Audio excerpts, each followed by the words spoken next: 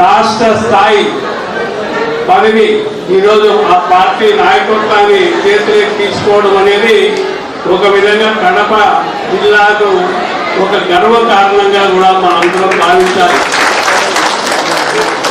దీన్ని అన్ని పార్టీలు కూడా స్వాగతించాలి. ఎందుకంటే ఎన్ని పార్టీలు ఈ ప్రజాస్వామ్యంలో ఎన్ని పార్టీలు ఉండి ప్రజల కోసం పోరాడతారో ఆ పోరాటం విధానాల వల్లనే ప్రజలకు మేలు జరిగేదానికి ప్రణాళికలు తయారవుతాయి. దాని విధంగానే ముందుకు పోయేదానికి ప్రజలు మేలు జరిగేదానికి ఒక అవకాశంగా ఈ జిల్లాకు ఈశ్వరయ్య గారికి మరి ముఖ్యంగా మన అందరం కూడా అతనికి సపోర్ట్ చేయాలి, డైరెక్ట్గా కానీ ఇండైరెక్ట్గా కానీ. ఎందుకంటే ఒక మన జిల్లా వాసి మన వాడికి ఒక పార్టీ పరంగా ఒక కార్యదర్శి పోస్ట్ ఉన్నతమైనటువంటి పదవి రావడం, దాన్ని సపోర్ట్ చేయాలి.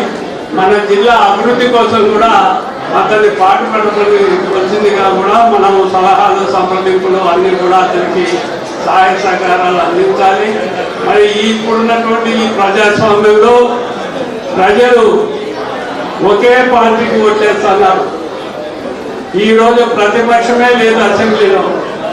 ఇంకొక పార్టీ వచ్చి అది దానికి అందరూ దానికే ఓట్ చేసి అక్కడ నాయకత్వం చేసి ప్రతిపక్షాలు లేకుండా ఉండే పరిస్థితి ఉంది.